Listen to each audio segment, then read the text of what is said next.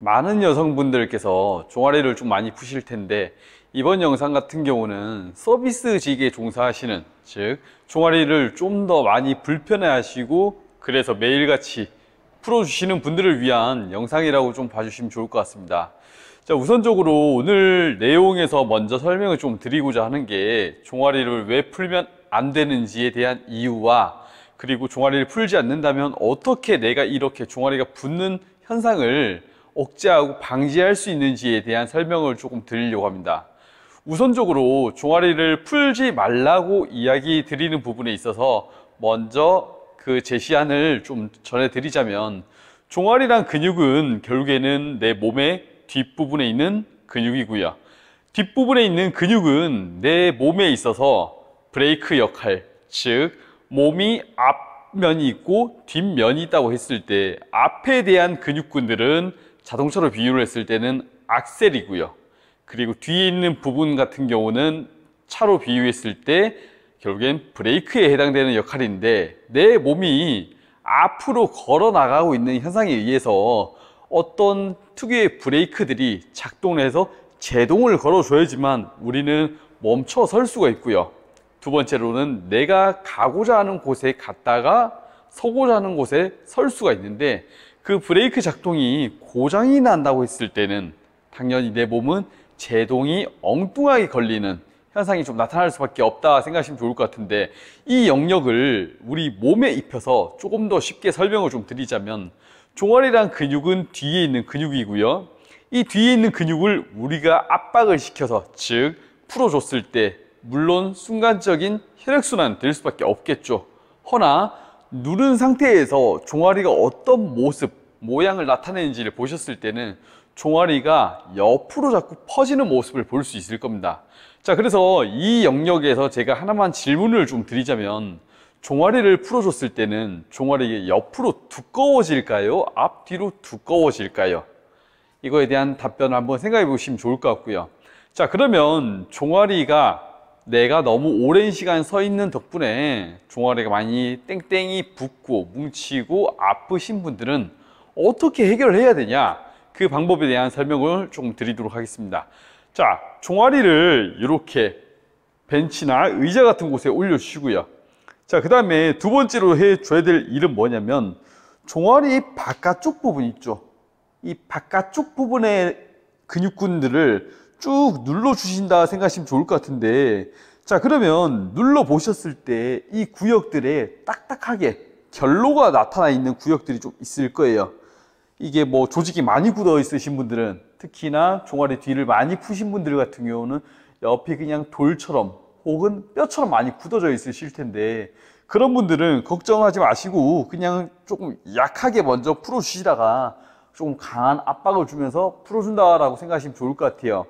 자, 그러면 첫 번째로 해줘야 될 일은 종아리 옆면에를 자꾸 풀어준다라고 생각하시면 좋을 것 같고요. 이 영역으로 옆에 대한 조직들이 좀 부드러워졌을 때, 즉 한 번 정도 풀어주고 나서는 그 다음번에는 어떤 걸 해주시면 좋냐면, 종아리 스트레칭을 좀 해주시면 좋을 것 같은데, 이렇게 의자나 벤치 위에 발을 올려놓고요.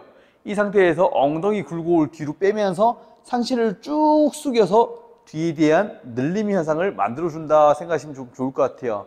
자, 그러면 여기서 한 가지 질문이 들어오실 것 같은데, 종아리를 풀면은 안 된다고 했지만 스트레칭은 또 괜찮냐라고 반문하시는 분들이 좀 계실 것 같은데, 종아리를 스트레칭 하는 것과 그리고 풀어주는 거는 엄연히 다른 이야기고요.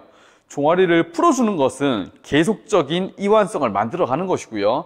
그리고 지금과 같은 스트레칭 같은 경우는 순간적인 이완성을 만들지만, 그 순간적으로 이완성에 의해서 이 종아리랑 근육이 활성화가 좀 될 수밖에 없다 보니까 훨씬 더 이점이 있는 동작이다 생각하시면 좀 좋을 것 같아요. 종아리를 뒤를 계속 눌러줬을 때는 뒤에서 힘을 쓸 수 있는 구조가 10이었다면 그게 0이 돼버리는 현상이고요. 반대로 지금과 같은 스트레칭 같은 경우는 내가 종아리를 쓸 수 있는 힘에 대한 구조가 10이었다고 가정했을 때, 시간이 지나면 지남에 따라서 결국에는 11, 12, 13 오히려 더 올라간다고 생각하시면 좀 좋을 것 같고요. 자, 이렇게 해서 종아리에 대한 뭉침 그리고 땡김 현상을 조금 억제할 수가 있고요. 두 번째 방법으로는 이 영역 같은 경우에 정말 많이 추천드리는데, 똑같이 벤치나 아니면 의자 위에 발을 올려놓으시고요. 자, 두 번째는 뭐냐면, 자, 무릎이라는 뼈대가 있고요. 그 바로 옆에 만져보시면은 뼈와 뼈 사이에 들어가는 공간이 있을 거예요.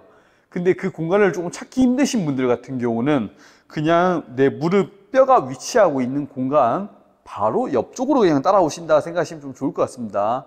즉, 우리 무릎 뼈가 이렇게 크기가 있다면은 중간 위치점을 찾는다 생각하시면 좀 좋을 것 같아요.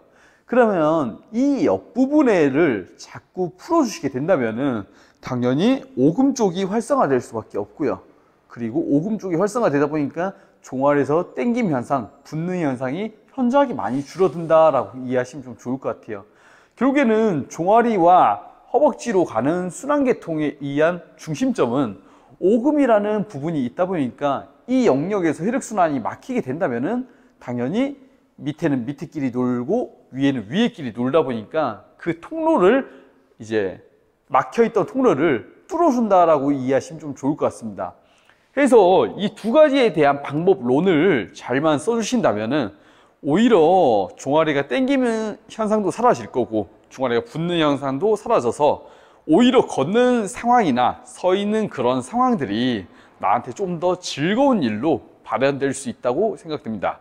아무쪼록 오늘 보여드렸던 종아리 붓고 당겼을 때 어떻게 해야 되는지에 대한 풀어줌과 그리고 스트레칭 운동, 이 운동을 하루에 딱 10번씩 혹은 20번씩만 한 번만 딱 진행해 주신다면은 그 하루가 달라진 인생을 좀 느껴보실 수 있으실 겁니다. 네, 오늘 준비한 영상은 여기까지고 다음번에도 더 좋은 영상으로 찾아뵙도록 하겠습니다. 감사합니다.